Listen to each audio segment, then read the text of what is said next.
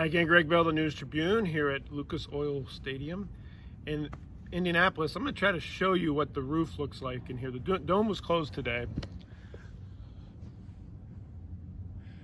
That was the dome's closed roof today. I don't know why it was closed. It was 80-some degrees outside, perhaps too hot for the Midwesterners. Tyler Lockett looked up at that roof. He's never played in this stadium before. He got to the Seahawks in 2015. The last time the Seahawks played in here was in 2013. Lockett saw the roof closed, wasn't going to open. So with those steel girders over top, before the game, he had his wide receiver coach, Nate Carroll, the coach's son, head coach's son, loft him moonshot balls into the air, into this end zone right here, to look up at that roof to get an idea of what it looked like to try to find a ball up against it. Maybe 3 or 4 months down the road, at the end of the season, it might come up in a dome, and who knows. But Lockett was working on catching balls over his shoulder before the game just in case. And as he said, well, wouldn't you know it, first quarter of the first game, he has the exact situation. Russell Wilson throws a ball, lofts it, and nobody in the middle of the field, lofts it into the end zone. When there was only one man in the middle of the field, Wilson just threw it away from the Colts defender. Lockett looked over his left shoulder, then looked over his right shoulder. He made a Willie Mays-like catch over his shoulder. Touchdown, 14-3 lead. It was an incredible athletic feat.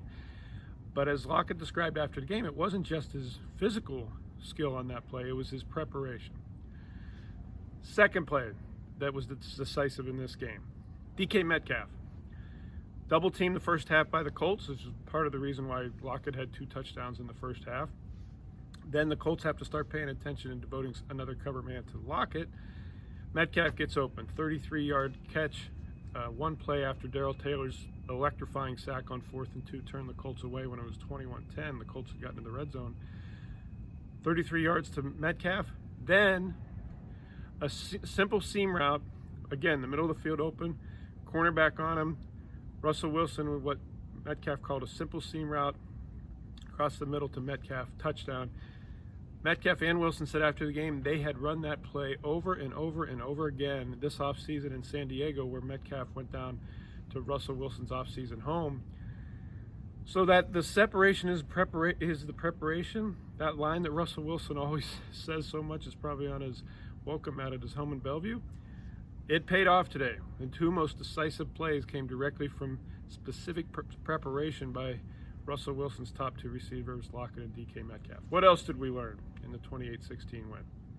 By the way, Metcalf's touchdown made a 28-10 game over 6:45 left. Well, we learned that Shane Waldron's offense, I've been saying and writing that Gerald Everett is just one example of how varied and different this offense is going to be under Shane Waldron. We saw it today. In the first half alone, Everett was split out wide left. He was split out in the slot right. He was tight on right end with Will Disley right next to him. He was tight on his own with Disley on the other side of him. They were running out of 2 tight ends. They were passing out of 2 tight ends. All the stuff I'd seen in training camp happened in the first half. Then, with the 14-10 game, Waldron sends Gerald Everett, his former Rams tight end, out wide right, runs a shallow drag. He's not even the primary guy. He's the 3rd guy in the progression for Russell Wilson.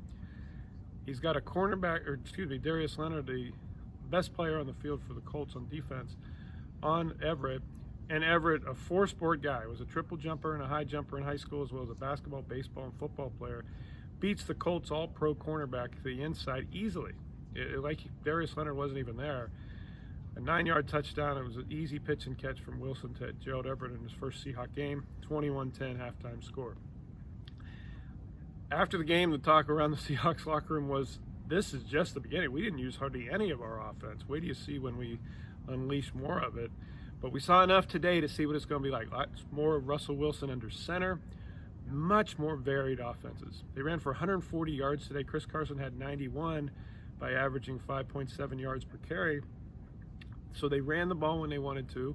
They threw the ball whomever they wanted to. Eskridge had 2 carries for 22 yards before he had a concussion. Just so much variation in different weapons. And Russell Wilson after the game laughed when I asked him how much more of the offense is there and how much that it didn't show. But he said there's more to come. That starts Sunday in the home opener for the Seahawks against the Tennessee Titans. Lots more on the newstribune.com and on Twitter at GBellSeattle. Thanks for watching.